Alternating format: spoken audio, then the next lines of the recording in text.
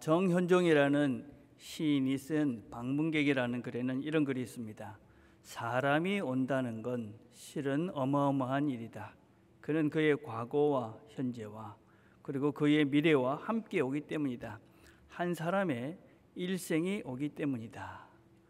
우리가 한 사람을 만난다 하는 것은 어떤 몸 그것만 오는 것이 아니라는 것이죠. 그 사람의 과거, 현재 그리고 미래를 함께 경험하는 엄청난 일이다.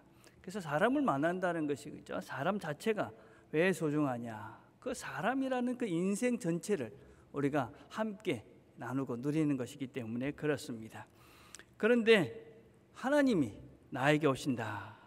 얼마나 굉장한 일이 되겠습니까? 온 우주를 만드시고 운행해 가시는 그 하나님께서 나에게 오셨다. 성탄절은 하나님께서 이 땅에 오신 날입니다.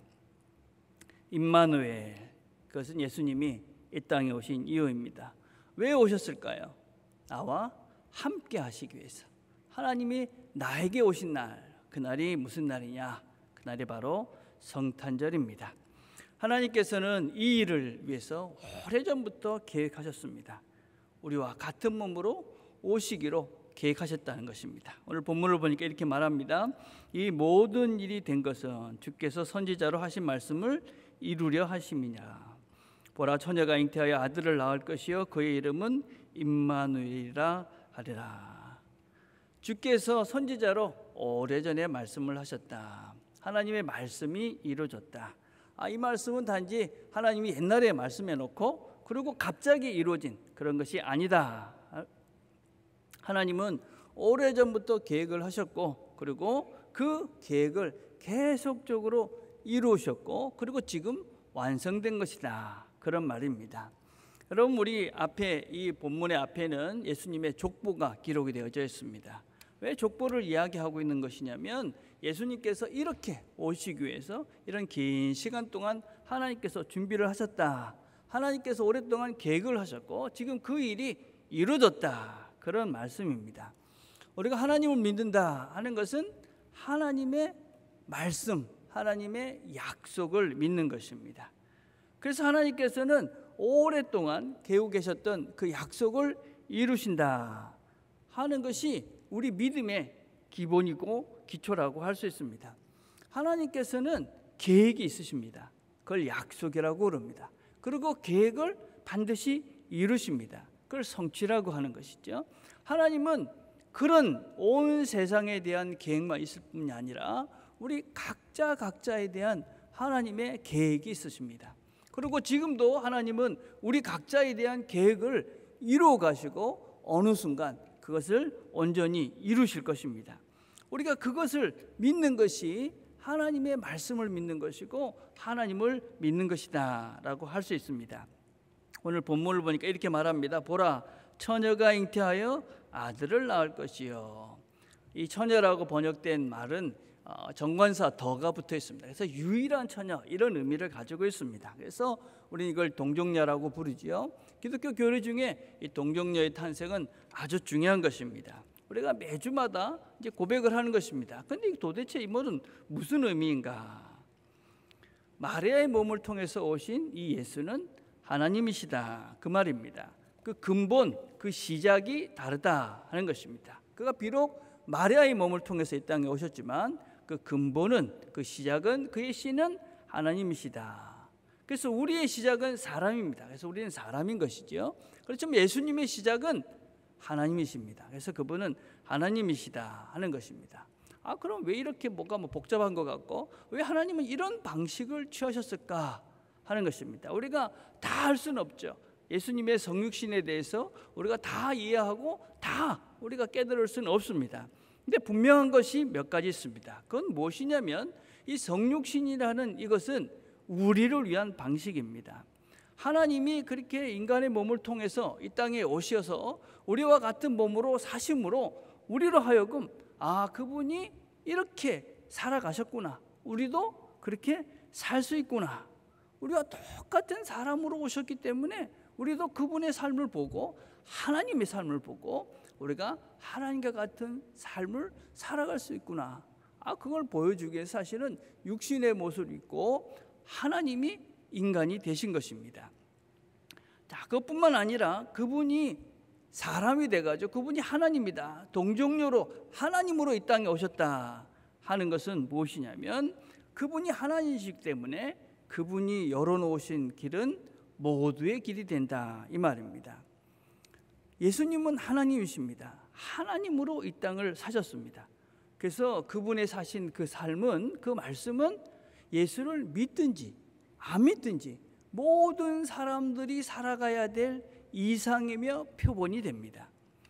여러분, 우리 모두는 믿지 않는 사람들조차도 예수님처럼 사는 것이 힘들고 어렵고 참 불가능한 것 같지만 그렇게 살아야 된다라고 생각합니다.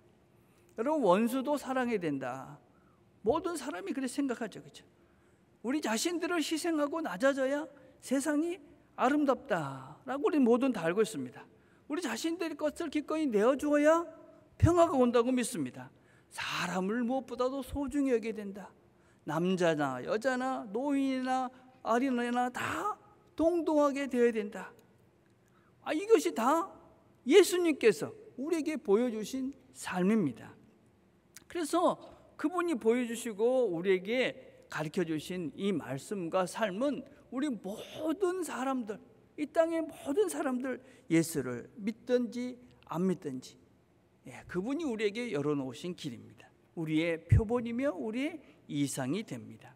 그리고 그것이 진정 진리의 삶이고 그것이 생명의 삶이기도 합니다. 그래서 우리는 그 길을 따라가는 겁니다. 예수님께서 동정녀의 몸을 입고 이 땅에 오셨다, 하나님으로 이 땅에 오셨다 하는 것은 하나님이 가신 그 길을 우리가 따라가야만 한다 하는 것입니다. 어떻게 오셨습니까? 어떻게 오셨는가? 우리 본문에는 누가복음은 이 하나님의 계획하심을 마리아의 순종을 강조를 하고 있습니다. 근데 마태복음에서는 이 요셉의 순종을 우리에게 가르쳐주고 있습니다. 1장 18절에 보니까 예수 그리스도의 나심은 이러하니라. 그의 어머니 마리아가 요셉과 약혼하고 동거하기 전에 성령으로 잉태된 것이 나타났더니, 요셉은 마리아의 임신을 알게 되었습니다. 정혼을 했지만 아직까지 잠자리를 하지 않았는데 임신을 한 것입니다. 요셉이 이 여인은 부정하구나, 그렇게 생각할 수밖에 없는 상황입니다. 가만히 끊고자 했습니다. 근데 꿈에 천사가 나타나서 이렇게 말합니다.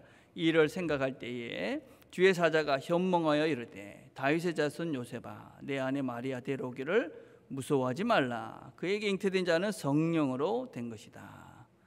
그래서 요셉은 그 천사의 말을 믿고 순종을 합니다. 그 당시에는 정혼을 하면 1년 정도의 시간을 가집니다. 그리고 난 다음에 정식으로 부부가 됩니다. 근데 그 시간이 되기 전에 마리아가 임신을 한 것입니다. 아마 주위의 사람들은 이렇게 말했을 것입니다. 그 여인이 임신했다는 것은 마리아가 부정한 여인이든지 아니면 요셉이 뭔가 비신앙적 행위를 했다, 그렇게 생각했을 것입니다.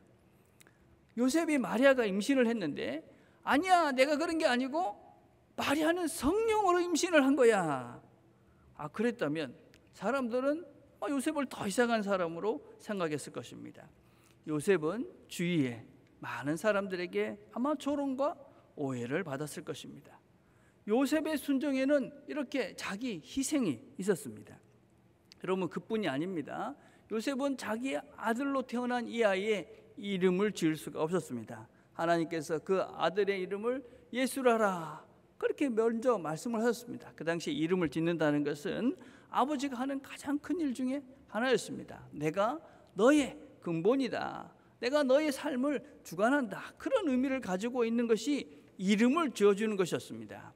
근데 요셉은 그것도 포기하고 순종합니다. 오늘 읽었던 본문 앞에는 또 이렇게 얘기하고 있습니다. 야곱은 마리아의 남편 요셉을 낳으니 마리아에게서 그리스도라 칭하는 예수가 나니라. 여러분, 모든 족보는 남자 중심으로 되어져 있습니다. 그런데 마리아에게서 예수가 났다. 여러분, 요셉은 예수님의 아버지로서의 위치를 전혀 가지지 못합니다. 아주 당연한 것이죠. 왜냐하면 실제 아버지가 아니기 때문이기도 합니다. 하나님이 예수님의 아버지입니다. 당연한 것이죠. 아버지의 자리를 하나님에게 내어드리는 것이 당연한 것입니다. 그러나 그 당연한 것을 많이 못하지요. 우리가 예수를 믿고 예수님을 따라간다 하는 것은 예수님의 말씀에 순종하는 것입니다. 그 예수를 믿고 예수를 따른다는 것은 내 삶의 주도권을, 삶의 앞자리를 하나님 앞에 내어드리는 것이다 라고 할 수 있습니다. 그것은 내가 죽고 그리스도가 내 안에 사는 삶입니다. 여러분 주보를 나중에 읽어보십시오. 이런 글이 있습니다. 우리가 하나님을 믿을수록 자신에 대한 죽음은 우리에게 더 자연스러운 일상이 된다. 여러분 신앙생활을 오래 하면 어떨수록 어떤 걸 깨닫습니까? 그래, 내가 죽어야지. 여러분 그게 일상이 되는 것이죠. 내가 죽는 것이 훨씬 더 좋은 일이다. 그걸 더 깊이 깨달아가는 것이 신앙이 깊어지는 거고 성숙해지는 것이죠. 하나님을 더 많이 아는 것이다 라고 할 수 있습니다. 내가 죽어야 열매가 맺어지는구나. 내가 죽어야 내 삶도, 내 주변의 삶도 다 풍성해지는구나. 이것이 신앙의 성숙한 사람들의 특징이고 죽어본 사람들이 경험하는 신앙의 실제다라고 할 수 있습니다. 그래서 요셉은 자기의 앞자리를 하나님께 기꺼이 내어드립니다. 요셉의 희생이 있었기 때문에, 요셉의 양보가 있었기 때문에 예수님은 이 땅에 오실 수가 있었습니다. 그러나 여러분, 요셉도 마리아도 그들의 순종과 희생은 하나님이신 예수님이 우리를 위해서 치르신 그 희생과 사랑과는 비교할 수가 없습니다. 명예를 버렸습니다. 아버지의 자리를 내어드렸습니다. 정결한 아내라는 자리를 포기할 수밖에 없었습니다. 그렇지만 하나님이신 이 예수님께서 우리를 위해서 치르신 그 희생은 그가 당한 고통과 조롱과 죽음, 그리고 하늘의 영광까지 내어주신 그분의 희생과 사랑과는 감히 비교할 수가 없습니다. 우리 중에 누가 그 하나님께서 우리를 위해서 치르신 그 희생과 그 사랑의 크기보다 더하다고 누가 감히 얘기할 수 있겠습니까? 그분의 사랑의 크기가, 그분이 우리를 위해서 치러진 그 사랑과 희생이 크고 분명한 것을 우리가 알기에 우리는 그분의 길을 묵묵히 따라가는 것입니다. 그분이 죽으셨던 그 죽음이 끝이 아니고, 그 희생이 거기가 끝이 아니고, 그것이 바로 생명이고 그것이 바로 부활의 길임을 우리가 알기 때문에, 우리가 그걸 믿기 때문에 오늘도 우리가 기꺼이 우리 자신의 자리를 하나님께 내려놓고 우리 자신을 기꺼이 죽고 하나님께서 나를 살리실 것이다라는 믿음의 그 눈을 열어 그분을 보고 그 길을 따라가는 것입니다. 그것이 우리가 가고 있는 이 길인 것이지요. 여러분, 그 길은 결코 만만하지가 않습니다. 쉽지가 않지요. 우리 자신을 내어주는 일이 쉽지 않습니다. 우리 자신의 삶의 자리를 하나님께 기꺼이 내어놓는 것은 만만한 일이 아닙니다. 그래서 그분은 우리를 그냥 내어놓지 않으십니다. 우리와 함께 하십니다. 함께 하셔서 우리가 그 길을 갈 수 있도록, 참다운 진리의 걸음, 생명의 걸음을 잘 걸어갈 수 있도록, 부활의 그 걸음을 잘 걸어갈 수 있도록 우리를 도우시는 것입니다. 그래서 하나님의 그 계획하심과 우리의 순종을 통해서 하나님이 이 땅에 오셨고, 하나님이 우리가 그 길을 갈 수 있도록 우리를 도우십니다. 임마누엘이라고 합니다. 하나님이 지금도 우리와 함께 하시며 이 일을 돕는다. 여러분, 하나님이 함께 하신다는 것의 실제는 무엇입니까? 하나님이 함께 하신다. 여러분, 하나님이 함께 하신다는 것은 달라스 윌라드라는 분은 두 가지로 이렇게 설명을 했습니다. 먼저 하나님이 함께 하신다는 것은 하나님을 자각하고 인지하는 것이다. 하나님을 자각할 수 있다. 여러분, 오늘 고린도후서 4장 18절에 보면 우리가 주목하는 것은 보이는 것이 아니요 보이지 않는 것이니 보이는 것은 잠깐이요 보이지 않는 것은 영원합니다.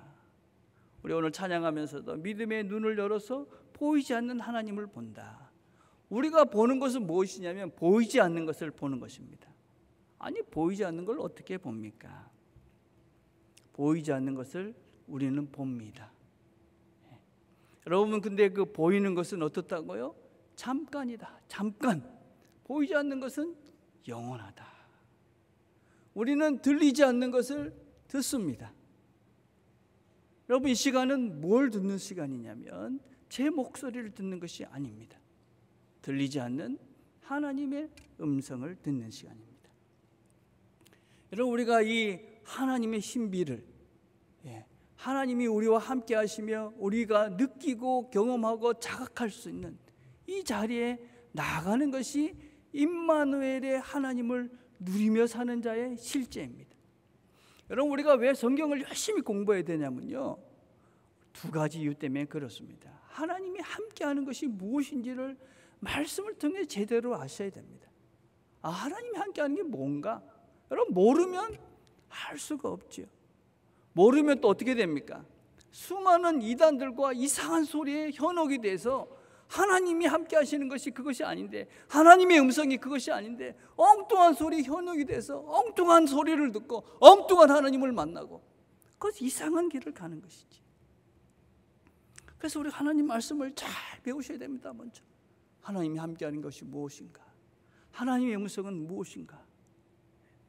어떻게 우리가 이 하나님의 그 자각을, 하나님이 나와 함께한다는 것을 자각하며 인지하며 살 수 있습니까? 고린도서 4장 18절 이렇게 말하지요. 우리가 주목하는 것은, 이 주목한다 하는 것은 영어로는 fix on이라고 표현을 합니다. 픽스 됐다는 것은 무엇이냐면 거기에 고정시켰다는 것입니다. 우리의 시각을, 우리의 마음을, 우리의 생각을 그분께 고정시키면 우리가 그분의 임재를, 그분이 우리와 함께함을 우리가 경험할 수 있다 하는 것입니다. 여러분, 이건 아주 우리 모두가 할 수 있는 일반적인 일입니다. 여러분, 지금 우리가 여기 이렇게 가만히 계시잖아요. 근데 여기 공기가 있습니다. 그렇죠? 공기가 보이지 않지요. 그런데 우리가 공기에 대해서 집중하기 시작하면 공기가 있구나 하는 걸 알게 됩니다. 당연한 것이죠. 가만히 있을 때는 공기가 있는지 모르죠. 인지를 안 하면, 생각을 안 하면. 근데 공기가 있구나 하면 숨을 들어 마시고 내쉴 때마다 우리가 이 공기가 있구나 하는 걸 깨닫죠. 그렇죠? 사람들 중에는 내가 하나님에 대해서 이렇게 자각하고 싶고 알고 싶은데 잘 안 됩니다. 알지 못하기 때문에 그렇습니다. 하나님이 함께하는 게 뭐지? 여러분, 공기를 모르면 공기가 여기 있다는 것도 모릅니다. 아무리 제가 이야기를 해도 공기가 뭔지 모르기 때문에 공기를 느낄 수가 없는 것이죠. 그렇죠? 또 다른 하나는 집중하지 않기 때문에 그렇습니다.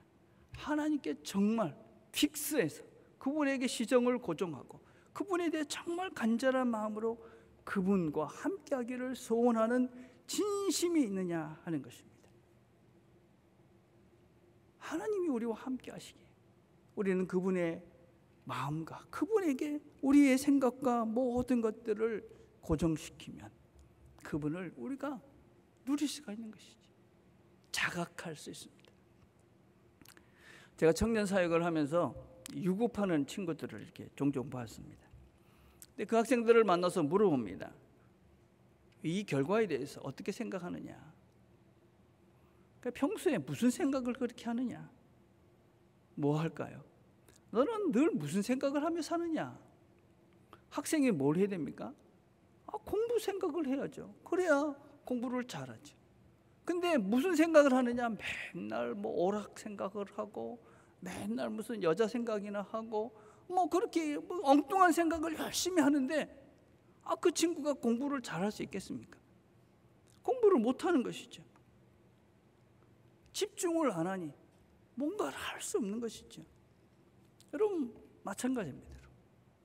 하나님에 대해서 인지를 하려면 하나님께 우리의 생각과 모든 것들을 고정시켜야 되는데, 우리의 마음을 고정시켜야 되는데 거기에 가 있지 않는 것이죠. 늘 물질에 가 있고 내 욕심에 가 있고 화려함에 가 있고 사치에 가 있고 뭐 이런 모든 것들에 내 마음이 거기 엉뚱한 데 픽스되어 있는데 하나님을 어떻게 우리가 인지할 수 있겠습니까?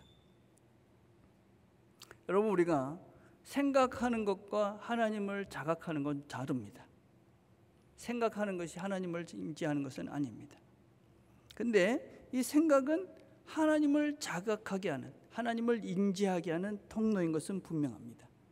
내 생각, 내 마음, 내 진심이 어디에 있느냐, 정말 하나님께 그것이 있으면 생각할 수밖에 없죠. 제가 일주일 동안 살면서 그 설교가 저에게는 제일 큰 관심이거든요. 월요일을 빼놓고, 뭐 월요일도 그게 잘 안 되긴 하지만 거진 6일 동안은 설교 생각을 합니다. 왜냐하면 나의 큰 관심이니까. 그러면 저는 어쩔 수 없이 하나님 생각을 할 수밖에 없죠. 여러분, 무슨 생각을 하면서 일주일 사십니까? 그것이 나의 진심입니다. 나의 최대 관심사입니다. 내가 늘 곁에 두고, 내가 늘 곁에 두고 함께하며 사는 실제입니다. 하나님을 인지하며 자각하고 싶다. 그러면 하나님을 여러분들이 생각하시고 마음을 거기에 두시고 그분에게 고정하시고 그분을 생각하시면 됩니다. 가장 일반적이고 보편적인 하나님의 인지, 자각하는 것은 하나님의 음성을 듣는 것입니다. 우리는 하나님의 음성을 들을 수 있습니다. 감동이기도 합니다. 깨달음이기도 하고 마음의 깊은 울림이기도 합니다. 우리는 이런 하나님의 말씀을 제대로 배우고 하나님의 말씀을 제대로 듣기로 작정을 하고 그 하나님 말씀을 집중하면 하나님이 나에게 말씀하시는구나 확신하며 갈 수 있습니다. 하나님 우리와 함께 하시는구나. 실제적이고 구체적인 증거입니다. 그걸 하기 위해서 하나님 오신 것입니다. 그렇게 여러분들과 함께 하기 위해서. 실제로. 두 번째, 하나님이 함께 하신다는 것은 하나님의 공급하심입니다. 하나님이 함께 하시는 이유가 무엇이냐면요, 우리에게 필요한 것들을 주시기 위해서입니다. 우리가 어떻게 기도합니까? 우리에게 일용할 양식을 주시옵고. 하나님께서 우리에게 일용할 필요한 것들을 주신다. 왜 그렇게 기도하느냐면 하나님이 주시기 때문에 그렇습니다. 하나님이 우리의 필요한 것들을 주신다. 우리와 함께 하시면서 우리의 필요한 것들을 주신다. 그래서 여러분, 하나님의 임재라는 것과 하나님의 공급하심은 하나인 것이지요. 하나님이 나와 함께 하신다. 그러면 하나님이 나에게 필요한 것을 주신다 하는 것을 믿고 살 수밖에 없습니다. 하나님이 나와 함께 하시면 어떤 일들이 생깁니까? 내 짐을, 내 문제를, 내가 지고 가는 그 모든 것들을 하나님께 내려놓을 수가 있죠. 그렇죠? 하나님이 나와 함께 하시기 때문에 하나님, 이 짐을 하나님께 맡깁니다. 그리고 쉴 수 있는 것이죠. 그렇죠? 물론 이것이 늘 되지는 않습니다. 그렇지만 여러분들이 이런 삶을 살지 않으면 예수를 믿으면서도 늘 피곤한 것이죠. 예수를 믿으면서도 뭔가 자유함과 평화가 없죠. 하나님이 함께함을 못 누리니까 그런 것이죠. 그렇죠? 하나님께 내려놓고, 하나님, 제가 이렇게 참 힘듭니다. 하나님이 괜찮다 하시잖아요. 괜찮다. 그게 우리와 함께 하시는 이 하나님을 누리며 사는 실제 우리의 인생입니다. 여러분, 급하게 정신없이 생각 없이 습관대로 가시던 길을 멈추시고 하나님께 집중해 보시기를 바랍니다. 처음에는 아무런 감각도 아무런 소리도 들리지 않을 것입니다. 그러나 멈춰서서 하나님께서 나와 함께 하심을 듣기 시작하시고 하나님 드리려고 애를 쓰시기 시작하면 우리의 영적 감각들이 되살아나기 시작합니다. 우리 안에 계시는 분이기 때문에 틀림없이 우리가 그렇게 하나님이 함께 하시는구나, 우리에게 말씀하시는, 괜찮다고 말씀하시는, 내가 있다고 말씀하시는 그분의 음성을 우리가 들을 수 있는 것입니다. 여러분, 특별히 이 예배는 무엇이냐? 하나님의 임재를 믿음의 눈으로 보고 그분께 경배하는 시간입니다. 우리는 이곳에 우리 눈으로는 보이지 않지만 하나님이 이 자리에 계신다 하는 것을 우리가 믿고 그분을 보고 그분께 경배를 드리는 것입니다. 하나님은 이 자리에 우리와 함께 하시며 우리의 예배를 받으십니다. 그래서 예배 시간은 하나님의 임재를 우리가 누리는 시간이 됩니다. 이 시간 우리가 찬양을 하나 들으려고 그럽니다. 한번 여러분 눈을 감고 하나님께 한번 집중을 해보셨으면 좋겠습니다. 하나님이 이 자리에 함께 하신다. 그게 우리의 고백이고 실제 여기 앉아있는 이유이지 않습니까? 하나님 우리와 함께 하신다. 우리의 필요를 하나님 그분을 우리가 기억하시면서 여러분 지고 있는 짐도 그분께 한번 내려놔 보십시오. 그래서 그분이 주시는 쉼을 누리는 시간이 됐으면 좋겠습니다. 한번 여러분들이 하나님께 모든 것들을 집중하시고 하나님의 임재를 함께 누리시는 시간이 되길 바랍니다.